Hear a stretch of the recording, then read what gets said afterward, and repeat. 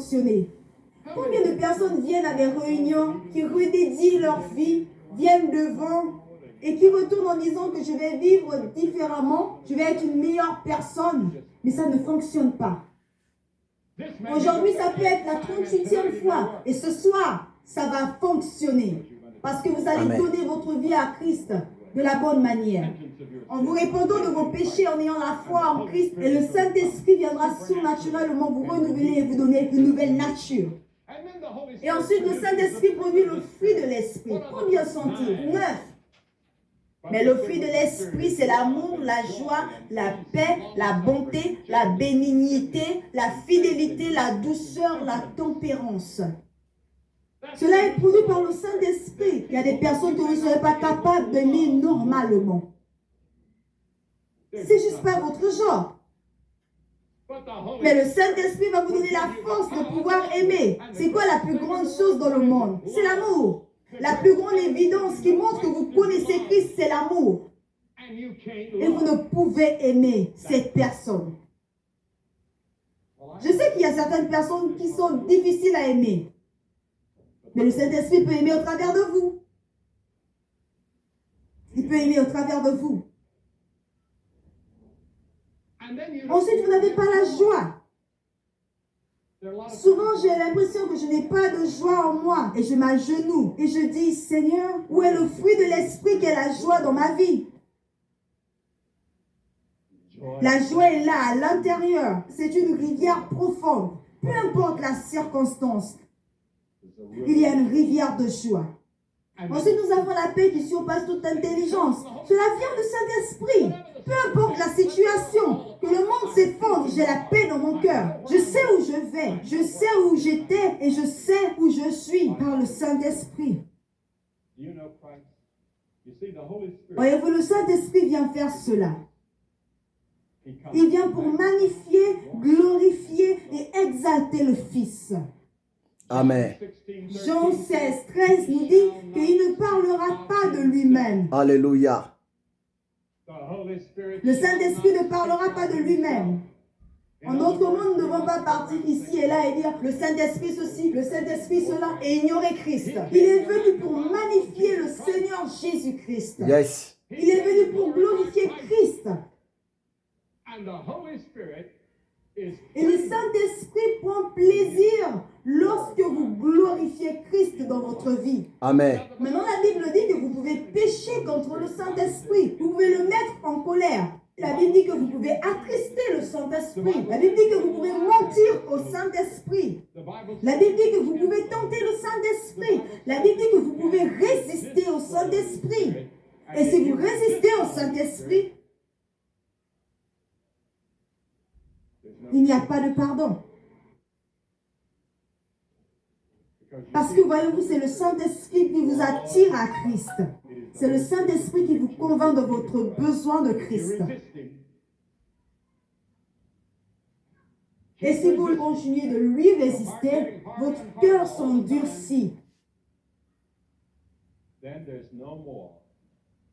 Et à ce moment, il n'y a plus de repentance. Plus de salut. Il n'y a qu'un seul chemin pour parvenir au salut, et c'est Jésus-Christ. Et c'est une chose de résister au Saint-Esprit. Vous êtes capable d'identifier, de détecter sa voix, mais pourtant vous décidez délibérément de refuser. C'est une chose dangereuse de résister au Saint-Esprit. Celui qui a violé la loi de Moïse meurt sans miséricorde sur la disposition de 2 ou 3 témoins. De quel pire châtiment pensez-vous que sera jugé digne celui qui aura foulé aux pieds le Fils de Dieu, qui aura tenu pour profane le sang de l'alliance, par lequel il a été sanctifié et qui aura outragé l'esprit de la grâce. Je vous demande ce soir de répondre à l'appel du Saint-Esprit. Je vous demande de venir ce soir en centaines et dire je veux Christ dans ma vie. Je veux qu'il soit mon Seigneur et mon Sauveur. Je veux être sûr de cela. Vous pouvez être fidèle dans l'église, mais vous ne connaissez réellement pas Christ. Ou peut-être vous n'avez pas de confession particulière. Vous pouvez être catholique, protestant, juif, pas de religion du tout. Je ne sais pas qui vous êtes ou ce que vous êtes. Mais j'ai pu voir que la majorité des personnes ici sont des personnes qui partent à l'église. Et je connais des milliers de personnes qui partent à l'église qui ont besoin de venir à Christ de nouvelle façon et avoir une nouvelle expérience avec le Seigneur Jésus-Christ. Conduit par le Saint-Esprit, parce que voyez-vous, il y a plusieurs personnes qui ont besoin d'être remplies du Saint-Esprit. Je n'ai pas le temps d'expliquer ce que cela signifie d'être rempli du Saint-Esprit ou encore être baptisé du Saint-Esprit. Parce que je suis ici pour vous dire ce que le Saint-Esprit peut faire pour vous là maintenant, là ce soir. Et je vais vous demander de vous lever en centaines de vos sièges et de venir ici devant, comme vous avez pu le voir des nuits après. Oui, bien-aimé, c'est la vérité. C'est la vérité, mon frère. Tu as besoin du Saint-Esprit. Beaucoup de gens préfèrent les esprits démoniaques, sataniques, diaboliques dans leur vie. Beaucoup de gens préfèrent d'être habités par l'esprit des eaux, la sirène des eaux. Beaucoup de gens préfèrent d'être habités par l'esprit de Jézabel, par l'esprit de Baal, par un esprit d'un animal quelconque, pour faire trembler ses semblables, pour faire paniquer les gens de sa population. Bien-aimés, écoutez-moi très bien. Le Saint-Esprit, c'est le méga-esprit. Le Saint-Esprit, c'est le grand esprit. Aucun esprit, peu importe son nom, peut s'égaler au Saint-Esprit.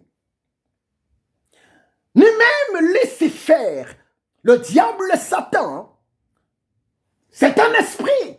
Mais le diable Satan, c'est un esprit créature. Il a été créé par le Saint-Esprit. Lucifer, l'archange Lucifer a été créé par le Saint-Esprit. Donc par là, je voulais seulement vous dire, Lucifer, autant que la créature, il est inférieur devant le Saint-Esprit, le Créateur.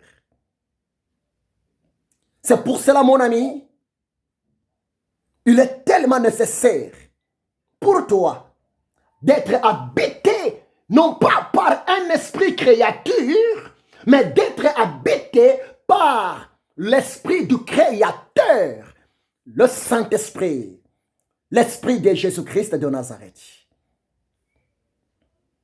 La question est posée.